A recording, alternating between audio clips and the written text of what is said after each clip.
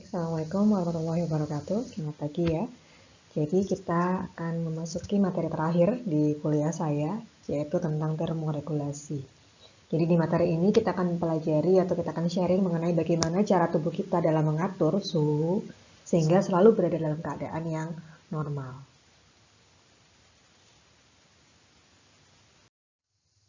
Nah, apa saja yang kita pelajari pada kesempatan kali ini? Yang pertama pasti definisi dulu. Kemudian yang kedua, apa sih bedanya antara hipertermia dan hipotermia? Kemudian faktor-faktor apa saja yang mempengaruhi temperatur atau suhu dari tubuh kita? Kemudian faktor-faktor apa saja yang mempengaruhi produksi dari panas dan kehilangan dari panas dan bagaimana tubuh kita dalam regulasi atau dalam mengatur temperatur atau suhu tubuh.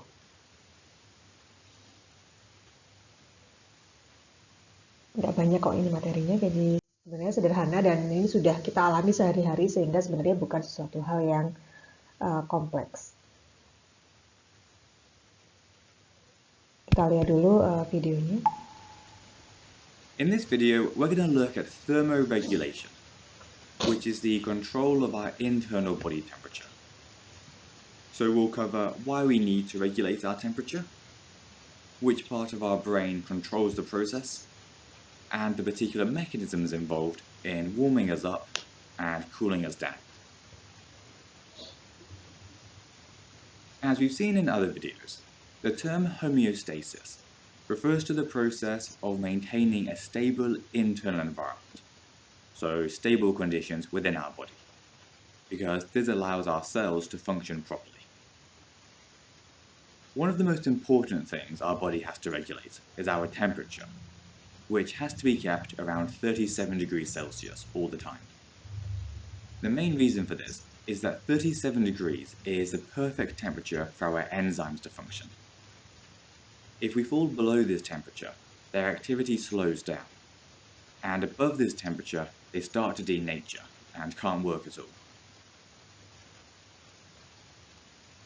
In order to achieve this stable temperature, we have something called the thermoregulatory center, which is a part of the hypothalamus within our brain, and it basically acts as a thermostat for our body. To help it, we also have receptors throughout our body, which are tiny things that detect changes in body temperature, with most of them being found in the skin and our blood vessels. By constantly sending information about our temperature to the thermoregulatory center, the brain is able to figure out if we're too hot or too cold overall. And if it decides that we're too hot, then it will send out signals designed to cool us back down. Whereas if it detected that we were too cold, it would bring about changes that warm us back up. To understand how it all works, we need to look at the particular mechanisms that our body uses to warm us up and cool us back down. In order to warm up, we need to conserve the heat that we have and generate more. To conserve our heat, we constrict the blood vessels that lie near the surface of our skin, which is known as vasoconstriction. This means that less blood flows near the surface, and so less heat energy is lost to our surroundings. We also contract erector muscles, which makes our hairs stand on end. The idea here is that we trap a small layer of insulating air, which means that it's harder to lose heat from our skin, and so helps to keep us warm. To generate more body heat, we also shiver, which is where our muscles contract automatically. Muscle contraction by itself doesn't actually directly produce heat, but it does require lots of energy from respiration, and all the chemical reactions that this involves result in lots of heat energy being released as waste, which ends up warming us up. Meanwhile, to cool us down, we basically do the opposite. So the erector muscles relax, allowing the hairs to fall flat, and the blood vessels expand, or vasodilate, allowing more heat energy to be transferred to the surroundings, because lots of warm blood is passing close to the skin surface. We also produce sweat, which is a mixture of water and salt that we release onto the surface of our skin. As the sweat evaporates, it takes heat energy from our body away with it, because it requires a lot of energy to evaporate water, and so we lose that heat and it leaves us cooler.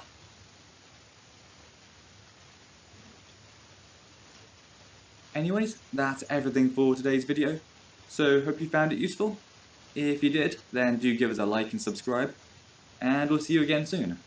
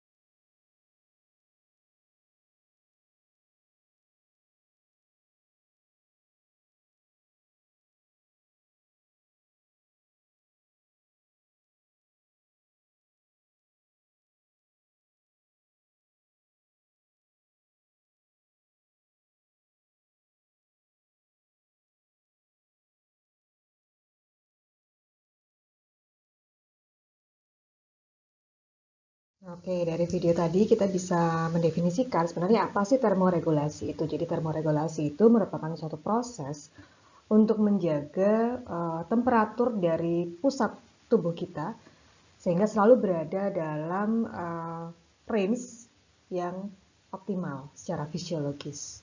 Jadi tubuh kita itu kan berusaha untuk menjaga supaya semua proses dalam tubuh kita berjalan dengan baik, terutama tadi enzim. Nah, enzim itu paling baik dia bekerja pada suhu kurang lebih 37 derajat Celcius, sehingga suhu tubuh kita itu akan dijaga plus minus tapi ya. Jadi dalam rentang-rentang tertentu sehingga untuk memaksimalkan bagaimana aktivitas di dalam tubuh kita. Nah, proses siapa yang menjaga atau proses penjagaan tadi kita sebut dengan termoregulasi. Jadi proses penjagaan temperatur tubuh dalam rentang yang normal itu kita sebut dengan termoregulasi. Nah, bagaimana sih cara tubuh kita dalam mengatur suhu tubuh sehingga selalu berada dalam keadaan normal.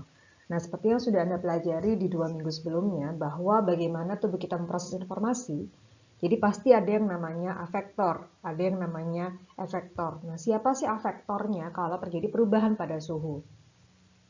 Afektornya, sensori reseptornya siapa? Termoreseptor. Nah, termoreseptor itu terdapat di mana? Jadi termoreseptor itu ada yang terdapat di perifer, di kulit kita, ada yang terdapat di sentral atau di pusat. Jadi seperti di video tadi juga disebutkan, atau di 2 minggu yang sebelumnya juga ada yang namanya termoreseptor yang perifer, ada yang namanya termoreseptor yang pusat atau sentral. Nah, termoreseptor itu yang akan mengenali apakah terjadi sesuatu yang tidak sesuai dari yang tubuh kita secara normal itu rasakan. Jadi dia akan menerima stimulus atau rangsangan baik itu panas maupun dingin. Nah, kalau kita lihat reseptornya di sini, sensor reseptornya yang bisa merasakan panas, ada huruf ini, kemudian ada yang bisa merasakan dingin, Krauss. Jadi beberapa di kulit kita tuh ada banyak sekali sensori reseptor. Nah, ada yang bisa mengenali panas dan ada juga yang bisa mengenali dingin. Nah, sehingga nantinya dia akan mengirim sinyal sampai ke otak kita sehingga oh ini ada penurunan suhu tubuh nih, ada peningkatan suhu tubuh. Nah, baru kemudian otak kita akan memerintahkan organ efektor untuk memberikan suatu respon. Nah, siapa sih organ efektor pada keadaan di mana terjadi perubahan pada suhu tubuh kita? Jadi organ efektornya yang paling utama ada pembuluh darah yang ada pada kulit, skin blood vessel, kemudian ada kelenjar keringat, dan ada otot skeletal. Jadi ada beberapa organ efektor. Kalau kita lihat bahwa proses ini bisa melibatkan sistem saraf yang mana. Dan tetap ya yang mengatur, yang mengintegrasi adanya panas atau dingin itu adalah sistem saraf pusat kita. Terutama nanti di bagian otak, yaitu pada bagian hipotalamus. Jadi Anda sudah tahu efektornya apa, afektornya apa, integrating sistemnya apa, kemudian efektornya bagaimana. Kalau Anda sebenarnya Anda sudah paham sistem ini, Anda bisa merasakan di dalam diri Anda sendiri. Kalau misalnya saya demam tuh, apa sih yang tubuh kita lakukan ketika kita demam? Anda pasti akan berkeringat lebih banyak. Ya kan? Secara normal Anda pasti akan berkeringat lebih banyak. Apa yang terjadi ketika tubuh Anda dingin misalnya? Anda akan menggigil misalnya. Itu adalah beberapa respon alami dari tubuh kita ketika kita mengalami perubahan suhu tubuh. Apa sih normalnya suhu tubuh kita? Jadi suhu tubuh kita itu selalu dijaga dalam keadaan normal kurang lebih ini. Ya, kurang lebih dalam 37 derajat Celcius. Ada beberapa pustaka yang menuliskan jadi antara 36,6 sampai 37,2 itu adalah suhu normal tubuh kita. Nah, ketika terjadi hal-hal yang tidak kita inginkan, lebih tinggi atau lebih rendah, nah baru nanti akan terjadi yang namanya pengaturan oleh hipotalamus kita bagaimana caranya mengembalikan dalam suhu yang normal. Nah, suhu tubuh kita itu memperlihatkan suatu ritme sirkadian. Jadi memang dalam tubuh kita itu setiap hal tuh punya ritmenya. Jadi misalnya pada suhu tubuh ini dia akan lebih tinggi pada keadaan sore hingga menjelang malam, kemudian akan lebih rendah pada keadaan pagi. Jadi misalnya pada jam 5 pagi itu dia dalam keadaan suhu tubuh itu dalam kondisi yang lebih rendah. Jadi kalau kita memang mengukur suhu tubuh antara pagi sama malam itu akan berbeda, atau antara pagi sama sore itu hasilnya akan beda, lebih tinggi ketika pagi secara normal. lebih tinggi ketika malam atau sore secara normalnya. Kemudian kalau suhu tubuh rektal itu dia akan lebih tinggi, sekitar setengah derajat Celcius dibandingkan dengan suhu dari tubuh kita yang sebenarnya. Kemudian pada anak-anak juga suhu tubuhnya lebih tinggi juga karena pada anak-anak proses metabolisme, proses dalam tubuhnya itu terjadi dengan sangat cepat dan sangat baik sehingga mereka biasanya suhu tubuhnya akan jauh lebih tinggi, kurang lebih setengah derajat Celcius. Kemudian juga pada wanita-wanita yang mengalami menstruasi, kalau Anda bisa rasakan, mungkin Anda akan merasa lebih hangat dibandingkan dengan ketika Anda tidak pada fase menstruasi. Dan kemudian suhu tubuh ini bisa berubah karena adanya pengaruh dari eksternal. Misalnya nih, kita lagi dalam keadaan di mana cuaca di luar panas, maka suhu tubuh kita akan menyesuaikan. Atau misalnya ketika suhu di luar itu dingin, tubuh kita juga akan menyesuaikan. Atau misalnya ketika kita habis exercise nih, maka akan terjadi peningkatan dari suhu tubuh. Atau kemudian ketika kita misalnya habis melakukan kerja yang berat atau kemudian emosi, itu kita akan bisa merasakan bahwa akan terjadi peningkatan dari suhu tubuh. Jadi pernah nggak Anda merasa sangat parah sekali, suhu tubuh Anda dingin atau panas? Akan terasa bahwa Anda lebih hangat daripada biasanya. Karena Anda membutuhkan energi, kan marah itu kan butuh energi juga. Kalau orang kedinginan biasanya dia susah untuk mengalami susah untuk marah-malahan karena memang dingin dan dia butuh untuk men-keep tenaganya untuk menjaga supaya suhu tubuhnya tidak semakin dingin.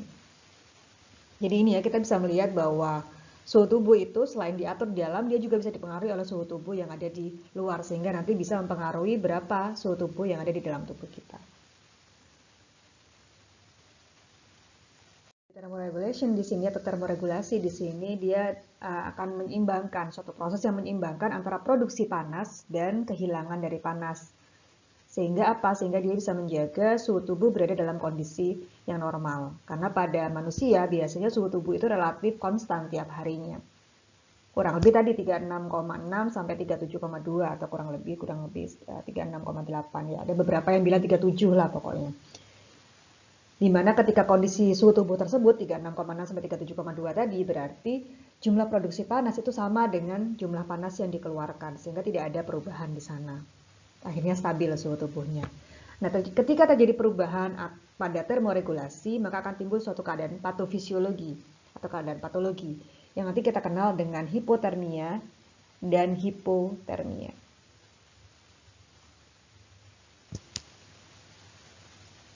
Jadi kalau hipertermia, Anda bisa lihat nih yang merah, berarti terjadi peningkatan suhu tubuh melebihi suhu tubuh yang normal. Kalau hipotermia terjadi penurunan suhu tubuh di bawah suhu tubuh yang normal.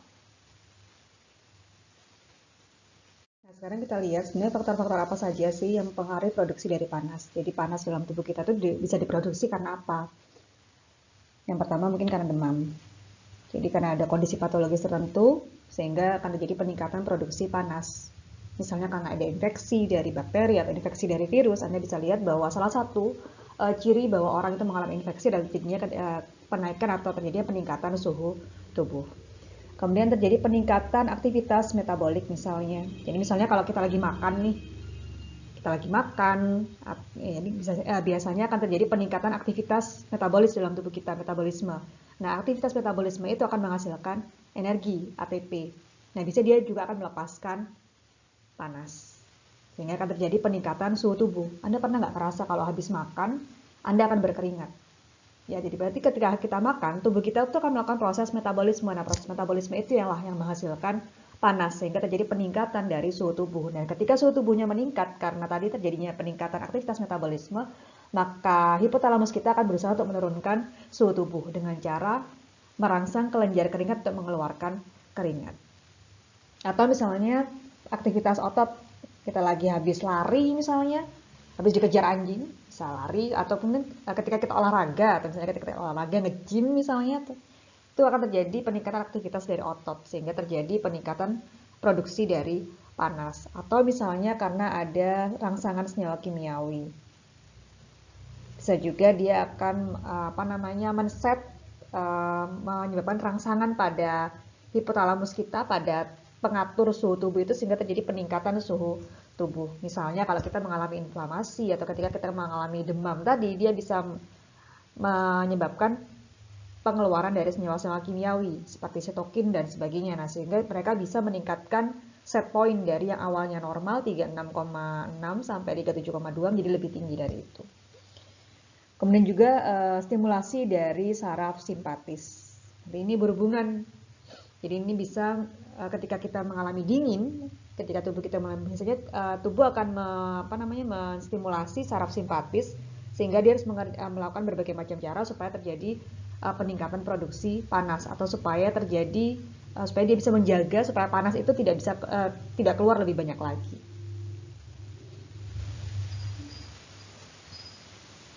Jadi salah satunya dengan cara melakukan misalnya vasokonstriksi. Itu adalah salah satu cara untuk menjaga supaya produksi panas itu tetap akan terjaga dengan baik sehingga suhu tubuh kita akan terjaga dengan baik.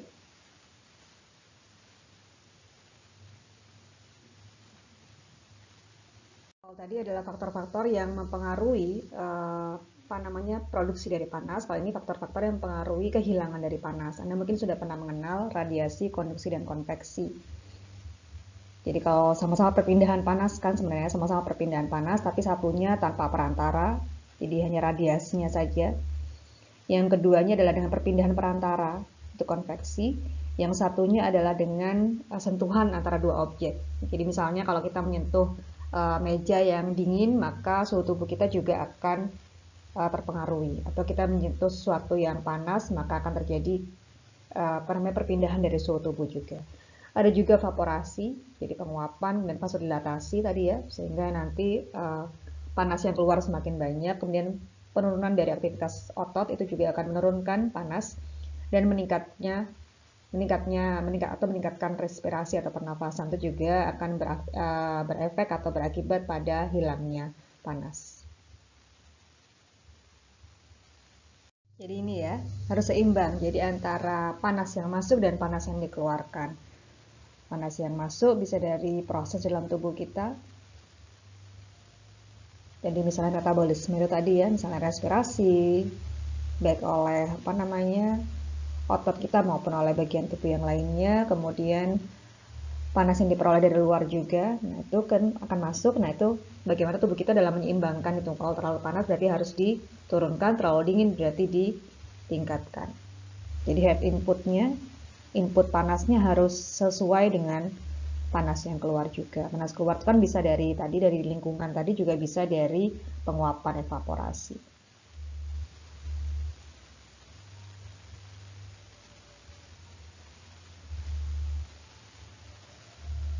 Sehingga ketika terjadi gangguan pada pengaturan suhu tubuh kita, atau ketika terjadi gangguan sehingga terjadi suhu tubuh kita naik atau turun, itu berarti kita sedang mengalami gangguan patofisiologi. Nah, perubahan suhu tubuh tadi kita sebut dengan hipotermia atau hipertermia. Nah, kalau hipertermia berarti suhu tubuh kita tadi berada di atas suhu tubuh normal, jadi di atas 37,2. Apa sih tandanya kalau kita mengalami peningkatan suhu tubuh melebihi normal? Jadi kita bisa saja gemetar, kemudian kadang nggak bisa melakukan banyak hal, jadi kurang koordinasi lah, ngomongnya nggak beraturan lah, pusing, susah untuk mengambil keputusan, dan energinya sangat rendah. Itu kalau kita mengalami hipertermia. Dan bagaimana tubuh kita dalam mengatasi itu? Nah, biasanya tubuh kita itu kan berusaha untuk meng-cooling down internal organ kita supaya tidak melakukan proses metabolisme. Kemudian berusaha juga untuk minum banyak air. Pernah nggak ketika kalian suhu tubuhnya tinggi, malah kalian berusaha untuk minum banyak air supaya apa? Supaya keringatnya itu metabolismenya menurun, cooling down tadi kan. Setelah itu bisa juga meningkatkan pengeluaran dari kelenjar keringat. Jadi peningkatan aktivitas dari kelenjar keringat sehingga nanti terjadi pengeluaran keringat. Nah, kalau hipotermia sebaliknya. Jadi hipotermia itu ketika suhu tubuh kita berada di bawah dari suhu normal. Nah, orangnya akan bagaimana biasanya? Simptomnya atau gejalanya sama-sama dia akan gemetar. Jadi sama-sama shivering. Kemudian pusing misalnya. Pernah nggak kalau kedinginan tuh pusing? Biasanya kalau kita berada di tempat yang lebih dingin dari biasanya itu kita akan lebih mudah untuk mengalami pusing, kemudian lapar pasti ya. Kemudian detak jantung kita akan lebih cepat. nadi kita juga akan lebih cepat. Nah, biasanya bagaimana tubuh kita dalam mengatasi hal tersebut? Ya udah, tubuh kita akan berusaha untuk memberikan respon lapar makan supaya apa? Meningkatkan proses metabolisme yang menghasilkan panas. Atau misalnya kalau misalnya kita di luar, kita berusaha untuk masuk ke dalam. Kalau kita pakai baju misalnya, kita pakai baju yang lebih tebal. Kalau misalnya kita lagi pakai baju yang basah, kita berusaha mengganti dengan baju yang lain. Jadi beda, kalau yang hipertermia malah kita biasanya menggunakan pakaian-pakaian yang lebih tipis. Jadi Anda bisa bayangkan kalau orang di Indonesia itu ya, kalau kita kan di negara di mana kita hanya punya 2 musim, musim panas dan musim hujan gitu kan. Musim panasnya kan kita biasanya panas banget kan, suhu tubuhnya kan suhu di luar tuh lumayan tinggi gitu loh. Ketika kita misalnya membudayakan dengan budaya barat yang mereka punya 4 musim, di mana mereka mungkin ada musim yang sangat dingin sekali sehingga mereka pakai mantel. Jadi Anda bisa bayangin kalau mantel itu dipakai di Indonesia akan seperti apa? Akan terjadi, kan akan semakin panas, orang suhu tubuh kita udah lumayan panas, di luar panas, kita pakai mantel. Jadi itu nggak sesuai. Kalau di sana ketika suhu dingin orang pakai mantel yang tebal. Ketika suhu panas mereka banyak yang hanya pakai pakaian yang lebih minimalis. Karena mereka menyesuaikan dengan suhu tubuh. Itu adalah respon yang normal ketika kita berada pada suhu yang berbeda. Jadi ketika dingin bagaimana, ketika panas bagaimana. Jadi kalau di Indonesia kita pakai baju yang cukup. Jadi cukup untuk melindungi tubuh kita dari sengatan sinar matahari dan memang sesuai untuk menutup bagian dari tubuh kita.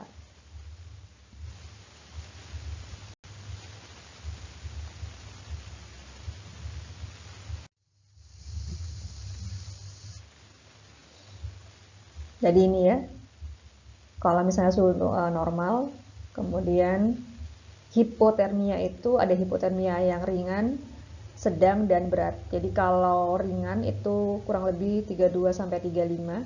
Kalau moderat di bawahnya lagi 28 sampai 32. Kalau di bawah 28 itu adalah yang berat. Nah, itu kita bisa lihat nanti manifestasi kliniknya itu akan berbeda. Jadi bisa sampai terjadi gangguan pada fisik dan juga gangguan pada mental. Kemudian sudah mulai kebingungan kalau dia lebih turun lagi. Kemudian bisa jadi terjadi gangguan pada pernafasan. Dan tanda-tanda vitalnya kadang-kadang bisa berkurang atau bahkan tidak ada sama sekali ketika sudah terjadi hipotermia yang berat. Ini terjadi kekakuan juga.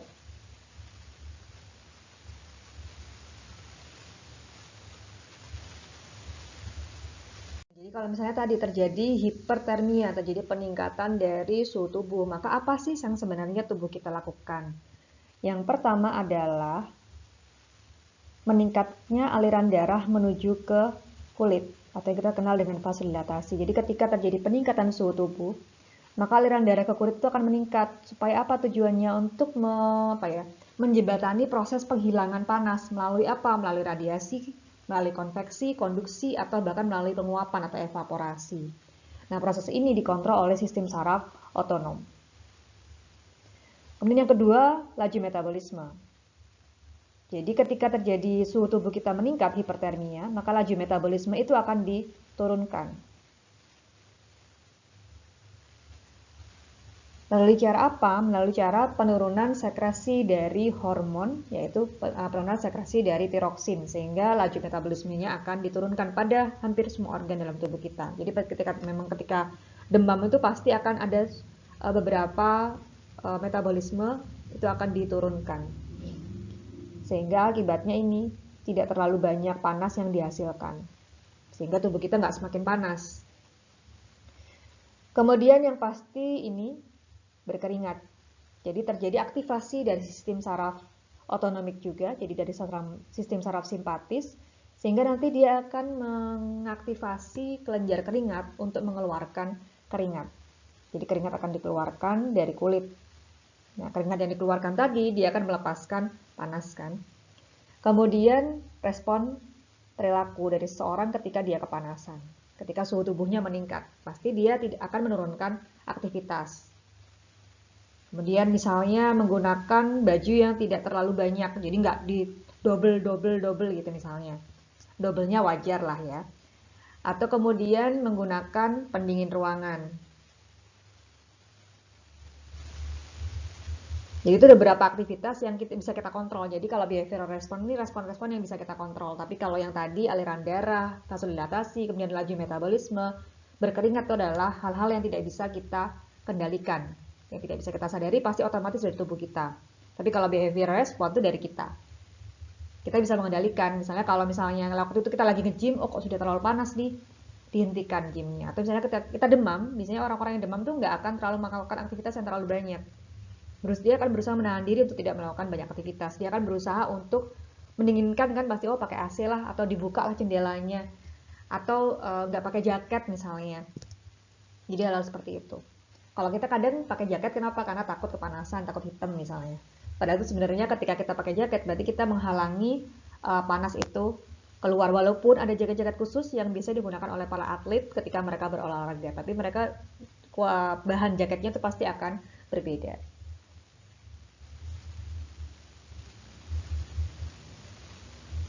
Jadi ini ya, ketika tidak ada tidak ada keringat, ketika kelenjar keringatnya inaktif, maka tidak ada keringat yang keluar, sehingga hanya sedikit kehilangan panas. Tapi ketika temperatur meningkat, maka kelenjar keringat ini aktivitasnya akan ditingkatkan untuk mengeluarkan keringat, sehingga terjadi peningkatan proses penguapan, evaporasi.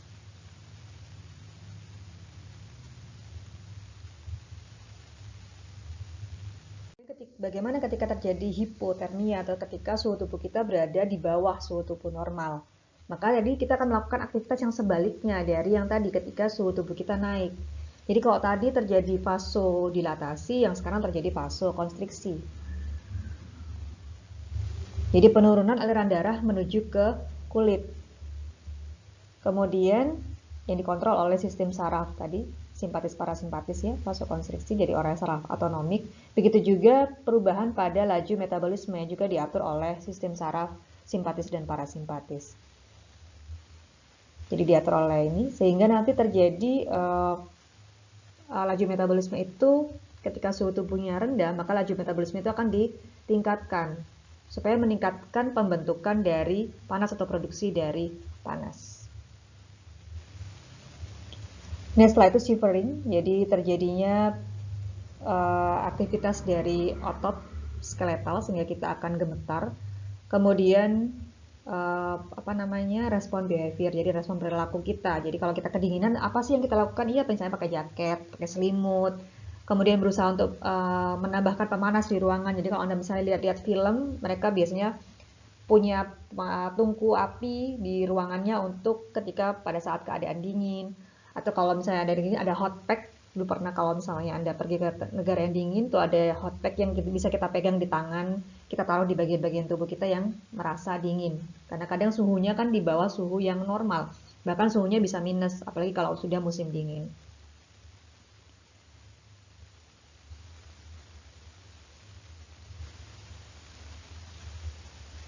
Jadi ini ya, ini kalau misalnya terjadi vasokonstriksi. Sehingga kita akan menghalangi proses tadi transfer panas itu akan kita kurangi. Konduksi, konveksi, evaporasi, radiasi itu kita kurangi. Dan produksi keringat juga kita kurangi.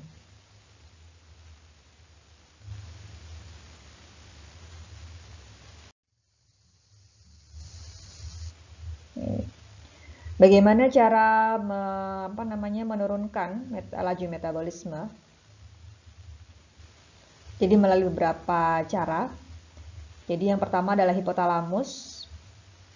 Dia akan menstimulasi medula adrenal melalui saraf simpatis, sehingga nanti dia akan memproduksi adrenalin dan noradrenalin.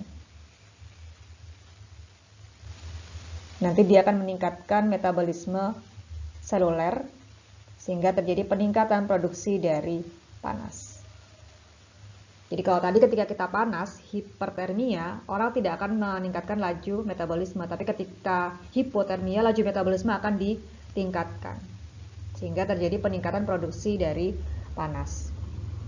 Kemudian selain itu hipotalamus juga menstimulasi kelenjar pituitari, lobus pituitari, sehingga dia bisa memproduksi TSH, thyroid stimulating hormone.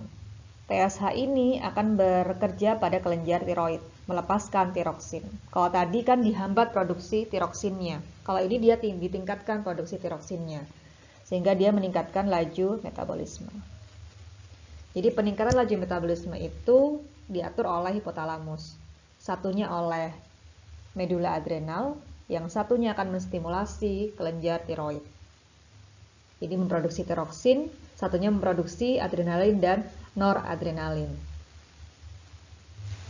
Satunya meningkatkan metabolisme di sel, satunya meningkatkan laju metabolisme. Sehingga sama-sama memproduksi panas.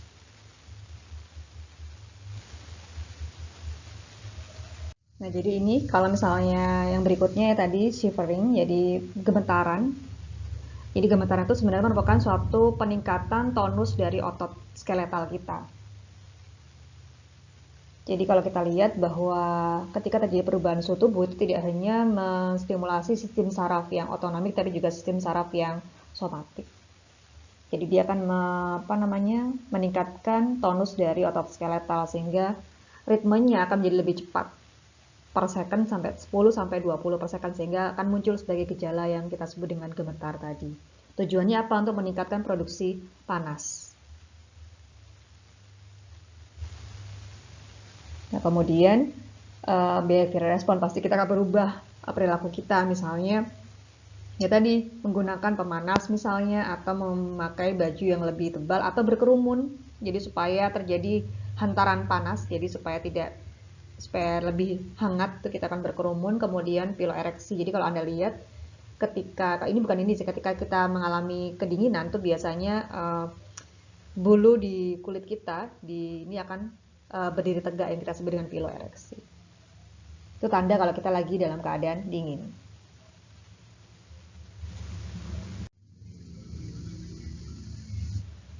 Jadi ini kalau kita lihat bedanya pada saat keadaan dingin sama pada saat keadaan panas. Jadi pada saat keadaan dingin dan panas itu kan tubuh kita berusaha untuk menjaga. Jadi kalau dia dingin, berarti kita berusaha untuk menurunkan kehilangan panas dan meningkatkan produksi panas.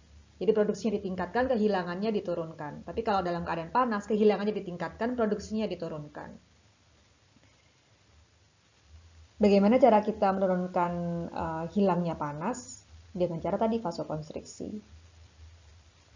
Jangan sampai berkeringat supaya jangan sampai panas tertransfer lewat radiasi, konveksi tadi, dan sebagainya. Kemudian behavior pasti, perubahan dari perilaku. Jadi bisa terjadi ini perubahan perilaku. Kemudian kalau untuk meningkatkan produksi panasnya dengan cara tadi gemetaran, shivering, meningkatkan aktivitas dari otot skeletal. Kemudian meningkatkan aktivitas dari kegiatan-kegiatan yang bisa kita sadari. Kayak misalnya tadi, misalnya kita ingin makan, misalnya kita lapar kan, kita ingin makan, setelah itu kita makan, atau kita melakukan aktivitas yang kita ingin bagaimana caranya supaya kita bisa memproduksi panas, misalnya mendekatkan tangan, jadi perilaku juga sebenarnya. Kemudian meningkatkan metabolisme atau laju metabolisme tadi dengan bantuan dari saraf otonomik, jadi dari persarafan otonomik simpatis maupun parasimpatis. Kalau dalam kondisi yang panas, berarti kan kita harus meningkatkan hilangnya panas dengan cara vasodilatasi tadi kan, kemudian berkeringat, kemudian ada beberapa perilaku juga. Dan kalau untuk menurunkan produksi panasnya, ya udah kita menurunkan pergerakan-pergerakan yang kita bisa atur atau bisa kita kendaki. Misalnya kita nggak mau terlalu banyak ngapa-ngapain gitu karena panas sudah keadaannya. Kemudian juga menurunkan laju metabolisme ini dengan bantuan sistem saraf otonomik.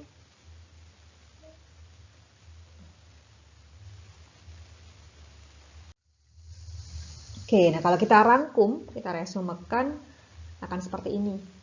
Jadi ini adalah normalnya dalam tubuh kita, ini hemostasisnya normal body temperatur. Kalau terjadi imbalance bagaimana?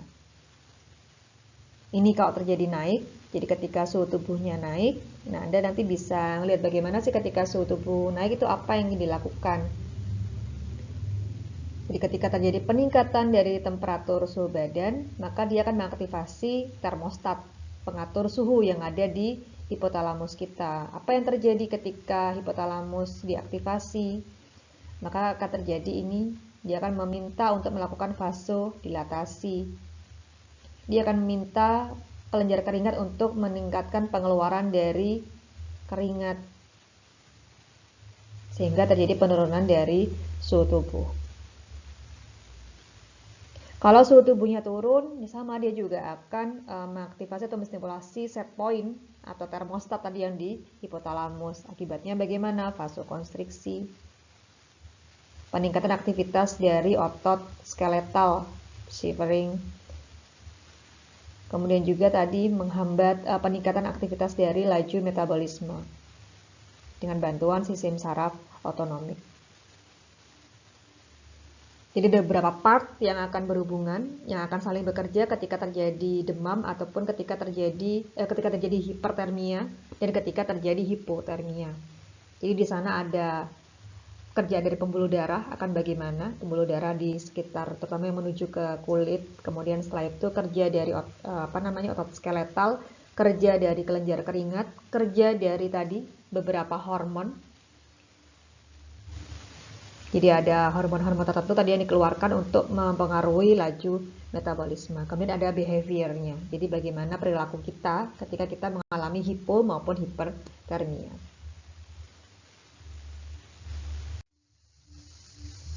Ini sama. Jadi ini kalau misalnya kita resumekan ya.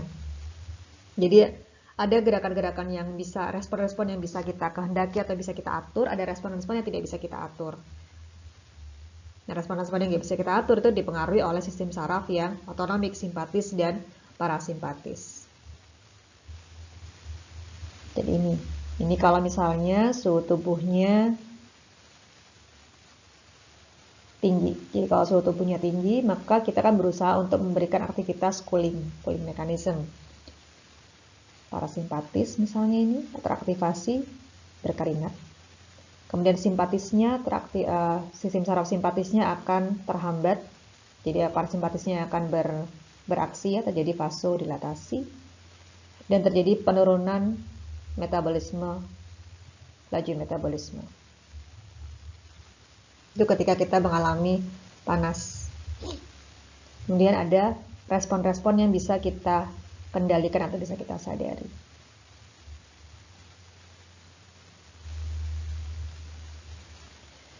Kemudian sebaliknya, kalau terjadi suhu tubuhnya turun, ini perilakunya yang bisa kita lakukan. Perilaku kita biasanya kalau suhu tubuh kita turun, sama dia juga akan merangsang hipotalamus, mengaktifasi beberapa ini. Dia akan mengaktifasi otot skeletal, mengaktifasi sistem saraf simpatis, terjadi vasokonstriksi, kemudian meningkatkan metabolisme dari laju metabolisme.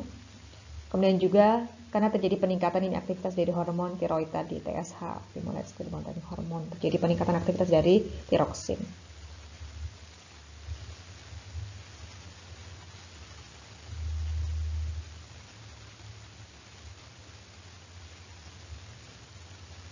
Nah, kemudian yang terakhir ini bagaimana mekanisme dari demam.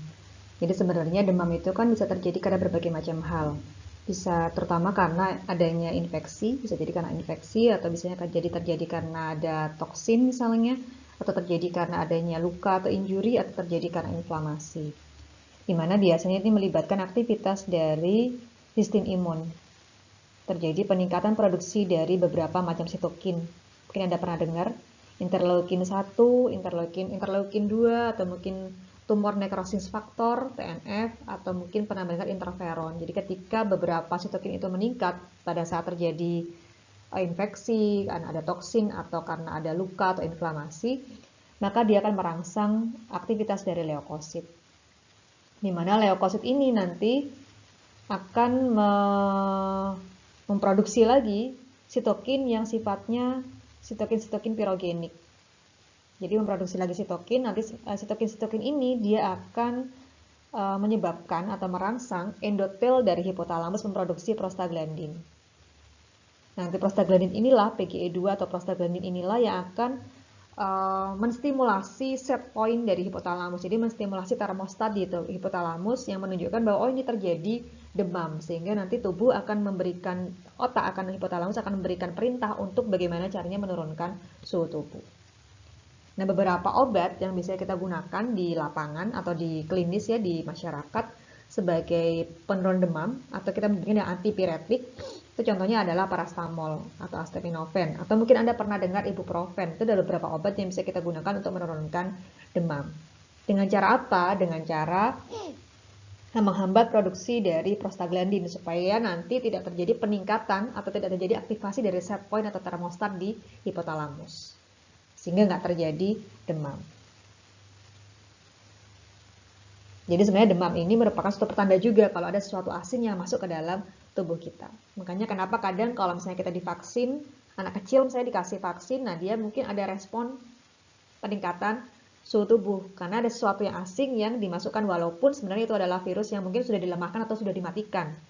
Tapi tetap saja sesuatu yang asing yang masuk dalam tubuh itu akan memberikan respon peningkat, salah satunya adalah peningkatan suhu tubuh. Tapi tiap orang berbeda-beda. Ada orang yang tidak memberikan respon sama sekali karena sebenarnya itu adalah sesuatu yang sudah mati. Jadi walaupun meningkat termostat hipotalamusnya, di hipotalamus masih mampu untuk menurunkan dengan lebih cepat. Kita bisa lihat di sini di videonya. Core body temperature is regulated by the hypothalamus, which functions as a thermostat controlling a set temperature. Fever or pyrexia is usually a physiological response to either infection or a non-infectious cause, such as an autoimmune, inflammatory, or malignant process. Fever is initiated as part of an immune response, which causes pyrogenic cytokines such as interleukin-1, interleukin-6, and tumor necrosis factor to be released. During a febrile period, these cytokines induce the synthesis of prostaglandin E2 in the preoptic area of the hypothalamus, which suggests this is responsible for increasing the core body temperature. This triggers vasoconstriction, shunting blood towards the internal organs and away from the peripheries, decreasing heat loss from the skin surface. At the same time, thermogenesis in fat and muscle stores is initiated, further increasing the core body temperature. Shivering, which increases heat production, may also be induced. Shivering is not always present during a fever, but seems to occur when there is a sharp increase in temperature in order to match the new set point, as witnessed during rigors. In order to mediate fever, antipyretics target prostaglandin E2 levels, whilst corticosteroids target the production of pyrogenic cytokines. Sweating and vasodilation help to reduce the body temperature back to normal. This is a summary of the pathophysiology of fever.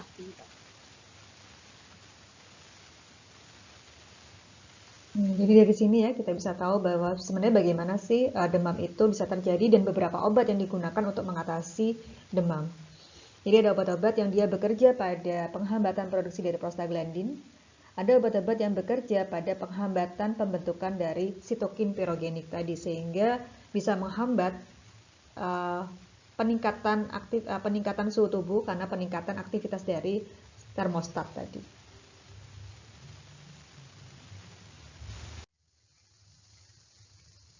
Oke, jadi sudah ya. Jadi kalau kita lihat bagaimana mekanisme homeostasis dari tubuh kita dalam menjaga suhu tubuh, maka yang pasti yang pertama Anda harus tahu siapa itu termoreseptornya siapa, kemudian setelah itu organ afektornya. Jadi afektornya siapa, kan ada sensori reseptor tadi, setelah itu organ efektornya apa, sehingga nanti responnya apa, sehingga baru akan terjadi proses yang kita sebut dengan hemostasis.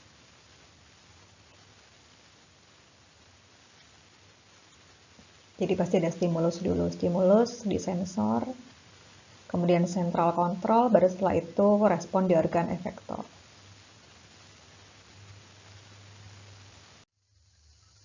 Sampai di sini sebenarnya kuliah untuk yang termoregulasi tidak terlalu banyak dengan materi yang tadi. Nanti sisa waktunya bisa Anda kerjakan, bisa Anda tambahkan dengan mengerjakan tugas. Jadi silakan Anda bagi kelas ini dalam 6 kelompok. Nanti hasil pekerjaannya ada 1-3 yang harus Anda kerjakan. Pekerjaannya disubmit dalam bentuk PDF di MMP. Jadi saya berikan deadline hari ini juga sampai pukul 8 karena saya pikir ini pekerjaannya kan satu kelompok ada 6 kelompok dan satu kelompok ada banyak anak. Silakan Anda langsung bagi dalam 6 anak itu, dalam satu kelompok itu. Kalau Anda susah membaginya, urutkan dengan NIM-nya, bagi 6, diurutkan NIM, setelah itu dalam setiap kelompok Anda bagi dalam 3. Baru setelah itu Anda bisa gabungkan tugasnya, Anda submit pada MMP dalam bentuk PDF. Saya tunggu ya, sampai hari ini nanti saya set di MMP dan sampai ketemu di ujian UTS. Saya nggak tahu ujiannya bentuknya seperti apa, apakah luring atau daring, tapi ya silahkan Anda pelajari semua materinya. Nanti tinggal Anda tambahkan dengan materi dosen yang berikutnya. Nah, untuk counting, nanti silahkan menghubungi dosen yang minggu depan. Terima kasih atas perhatiannya. Mohon maaf kalau ada kekurangan. Wassalamualaikum warahmatullahi wabarakatuh. Dan selamat pagi semuanya.